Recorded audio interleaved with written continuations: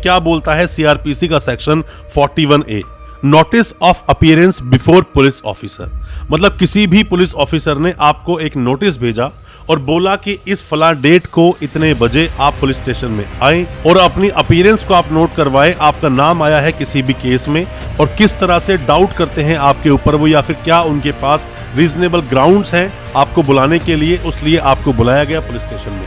अब सवाल ये आता है कि सर हम पुलिस स्टेशन जाएं या नहीं, कहीं ऐसा तो नहीं कि सीधा पुलिस हमें अरेस्ट कर लेगी। उसके लिए दोस्तों आपको जानना चाहिए अरनेश कुमार का जो जजमेंट आया, Arnesh Kumar versus state of Bihar का, जिसमें बोला गया कि अप टू 7 इयर्स या फिर लेस देन 7 इयर्स के जितने भी मामले होते हैं उसमें पुलिस आपको एक 41A का नोटिस देगी। चीटिंग का मामला भी इन्हीं मामलों में आता है जिसमें पुलिस आपको एक नोटिस देगी, सीधा आपको अरेस्ट करेगी नहीं। दोस्तों अपराध चाहे कोई भी हो, अपराध चाहे कॉग्निजेबल ऑफेंस हो या फिर नॉन कॉग्निजेबल ऑफेंस हो, दोनों ही अपराध में देखा जाए तो जो सामने वाला जिस पर वो कंप्लेंट रजिस्टर की गई या फिर जिसके अगेंस्ट एफआईआर कटती है उस व्यक्ति को अरेस्ट होने का खतरा बना ही रहता है और वो सोचता है कि अरेस्ट होने से मैं कैसे बचूं।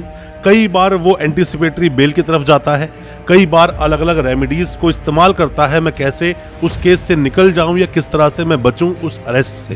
पर जरूरी नहीं कि आपके पास अगर कोई नोटिस आया 41A का तो पुलिस आपको अरेस्ट ही करेगी।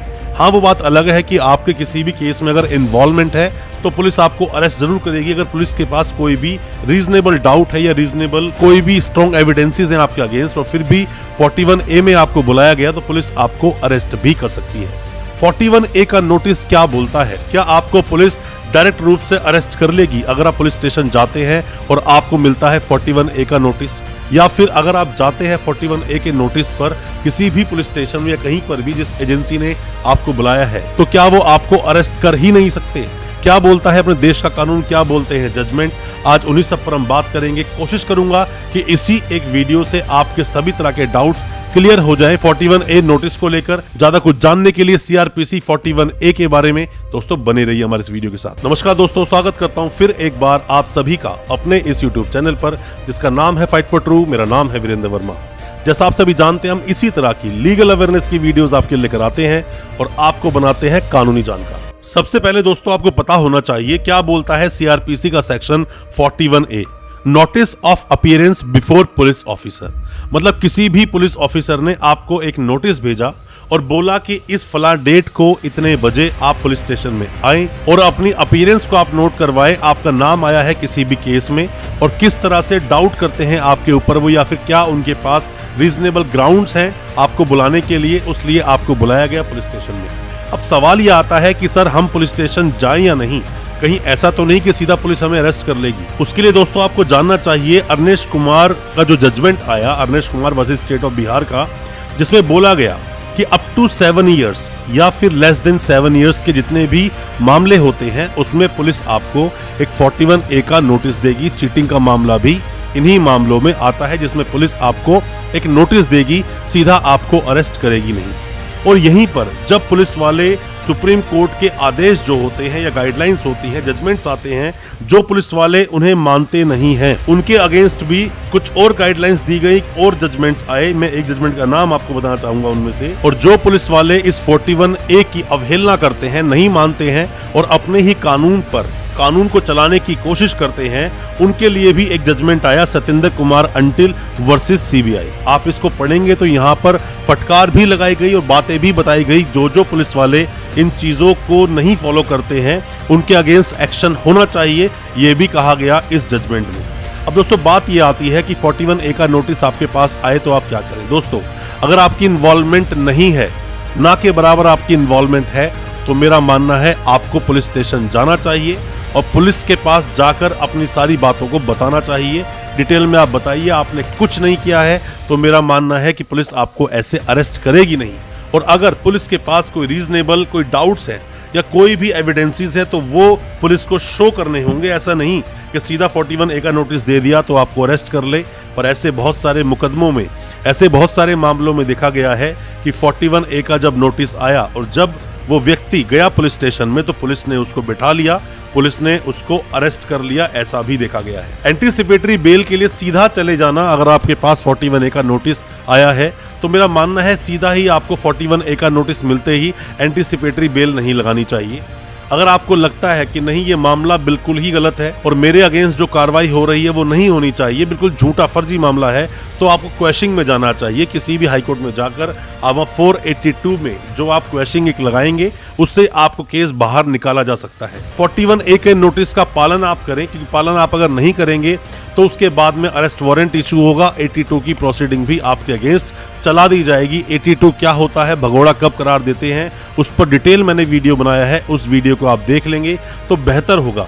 और आपके साथ 41A जैसी कोई घटना अगर हुई है, आपके पास कोई नोटिस आया है, उसके बारे में आपका क्या था एक्सपीरियंस या क्या बताना चाहते हैं, कमेंट बॉक्स में जरूर बताना, हमें उसका भी इंतजार रहेगा। हो सकता है उन चीजों से और लोगों को कुछ सीखने को मिले। अब दोस्तों होता क्या है, कब कब आपके पास 41A का नोटिस आता है। मान लीजिए कि कोई भी FIR हुई, FIR में आपका नाम है और मामला था जिसकी क्या कैद जो होती है, मतलब सजा जो होती है 7 साल तक या फिर 7 साल से कम थी, वहां आपको 41A का नोटिस आएगा। या फिर जिस FIR में आपका नाम तो नहीं पर आपका नाम पुलिस के सामने आपका नाम आया और संदिग्ध हो आप उस केस में, तो भी पुलिस आपको 41A का नोटिस देगी। या फिर कोई भी अपराध जो हुआ, उस अपराध को रोकने के लिए आपका कोई नाम आ गया किसी भी अपराध में, अब उस अपराध को रोकना है पुलिस को, तो वहां पर भी 41A का नोटिस आपको सर्व कर दिया जाएगा और आपको पुलिस स्टेशन जाना होगा। हालांकि बहुत सारे स्टेट में मैंने देखा है कि पुलिस वाले 41A को सीरियसली लेते नहीं है, बस उनका काम यह है कि अगर FIR कटी है सीधा तरीके से अरेस्ट कर लो। ऐसी अगर कोई अरेस्ट होती है तो ऐसी अरेस्ट का आपको चैलेंज करना चाहिए, आपको हाई कोर्ट तक जाना चाहिए और ऐसे पुलिस वालों के अगेंस्ट कंप्लेंट भी आपको हालांकि करनी चाहिए, क्योंकि पुलिस भी बाउंड है उसी तरह से कानून को फॉलो करने के लिए, उसी तरह से कानूनी प्रोसीडिंग्स को फॉलो करने के लिए जैसे बाकी लोग हैं। 41 हो या 41A हो, एसेंशियल पार्ट बन जाता है आर्टिकल 21 का। आपकी आज़ादी, जो आपकी दैहिक आज़ादी जो है, स्वतंत्रता जो आपको मिली है, आप स्वतंत्र हैं, ऐसे ही कोई आपकी आज़ादी छीन नहीं सकता। तो आपका जो आर्टिकल 21 है वो भी यहाँ पर हिट करता है। अब दोस्तों बात ये आती है कि 41A का नोटिस आपको सर्व किया गया, 41A का नोटिस पुलिस वाले ने आपको दिया, अब आप क्या करेंगे उसमें। दोस्तों सबसे पहले आप ये बात मानिए कि जो भी कुछ लिखा है 41A के नोटिस में उसका आपको पालन करना चाहिए। आपने कोई अपराध नहीं किया है, आपका नाम आया है तो आपको जाना चाहिए और आप पूरी बात आपको बतानी चाहिए पुलिस वाले को। ऐसे ही पुलिस आपको अरेस्ट करेगी नहीं। बट बहुत जगह ऐसा भी देखा गया है कि पुलिस को आप पूरी बात बताते हो, उसके बावजूद भी पुलिस आपको अरेस्ट करती है। यहाँ पर एंट्री होती है आपके वकील साहब की, जो आपको थाने से आसानी से निकाल कर ला सकते हैं। 41D में ये बताया गया है कि किसी को भी अपने पसंदीदा या फिर जिससे आप चाहते हैं केस की पैरवी करवाना, उन वकील साहब से मिलने का आपको पूरा अधिकार है।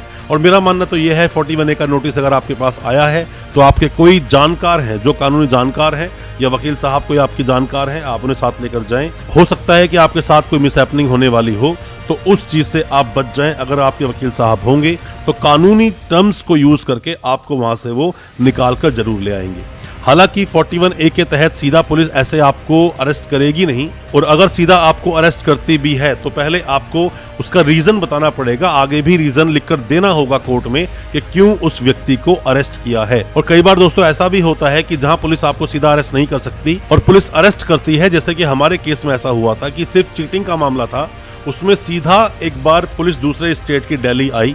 दिल्ली आने के बाद जैसे मजिस्ट्रेट साहब के सामने पेश किया तो मजिस्ट्रेट साहब ने ही वो जो अरेस्ट हुई तो उसका अरेस्ट का होने नहीं दिया और बोला कि पहले आप 41A का नोटिस सर्व कीजिए, उसके लिए इन्वेस्टिगेशन ये ज्वाइन करें, उसके बाद ही आप अरेस्ट करें, ऐसे सीधा आप अरेस्ट ना करें।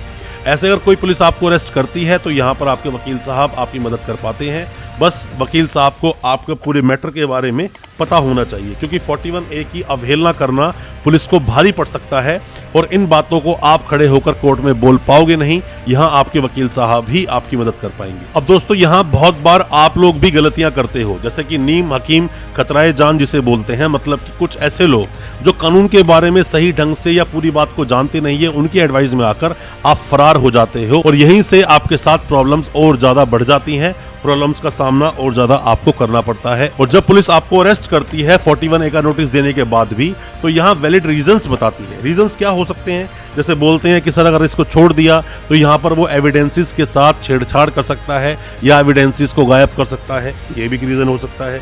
फरार होने का खतरा है उस व्यक्ति का जिसको 41A का नोटिस दिया था, वो भी आया तो है पर हमें उस पर शक है वो फरार हो जाएगा, ये कहकर भी पुलिस काफी बार अरेस्ट कर लेती है।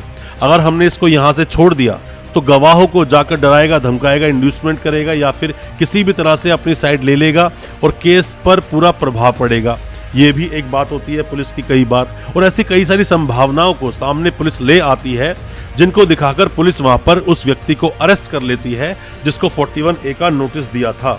हालांकि सीधा आपको एंटीसिपेटरी बेल की तरफ नहीं भागना चाहिए। अगर आपके अगेंस्ट कुछ भी नहीं है, क्वेश्चनिंग पर जाओ, आपको रिलीफ मिल जाएगा। या फिर एंटीसिपेटरी पे आपको जाना है और आपको लगता है कि एंटीसिपेटरी से आपको रिलीफ मिल जाएगा, एंटीसिपेटरी का भी आप इस्तेमाल कर सकते हैं, प्रावधान है आपके पास। और मेरा मानना है इन सब चीजों को करने से पहले किसी भी अच्छे कानूनी जानकार से सलाह आप जरूर लें। सलाह ले लेंगे तो मेरा मानना है कि जो अरेस्ट या फिर आगे जाके प्रॉब्लम्स आपके साथ बढ़ सकती हैं, उन सभी समस्याओं से आप बच सकते हो। आपके साथ जो प्रॉब्लम्स हो सकती हैं उनका निवारण या फिर उनका हल आपको आसानी से मिल सकता है। दोस्तों, आप क्या जानना चाहते हैं? क्या आपको कभी 41A का नोटिस मिला है या आप जानना चाहते हैं किसी पुलिस वाले ने आपके साथ गलत किया, कंप्लेंट उनकी आप कैसे करेंगे? कमेंट बॉक्स में अपने सवाल जरूर पूछना। कोई सलाह चाहते हैं आप हमें व्हाट्सएप पर मैसेज करें या अपने कमेंट बॉक्स में जाकर सवाल को पूछें, हम आपको रिप्लाई जरूर करेंगे और कोशिश करेंगे आपको भी जानकार बनाने की। जो भी कोई प्रॉब्लम्स आपके साथ हुई है उसके सॉल्यूशन आपको प्रॉपर तरीके से देने की। दोस्तों, अच्छा लगा आज का वीडियो? हमारी वीडियो को ज्यादा से ज्यादा अपने दोस्तों, परिजन, परिवार में शेयर करें ताकि वो भी अपने आप को कानूनी जानकार बना सके। और हमारे चैनल को अभी सब्सक्राइब करें, साथ में लगा बेल आइकन जरूर दबा दें ताकि इसी तरह की लीगल अवेयरनेस की वीडियोस हम आपके लेकर आ सके सबसे पहले। बहुत बहुत शुक्रिया, धन्यवाद हमारी इस वीडियो के साथ बने रहने के लिए।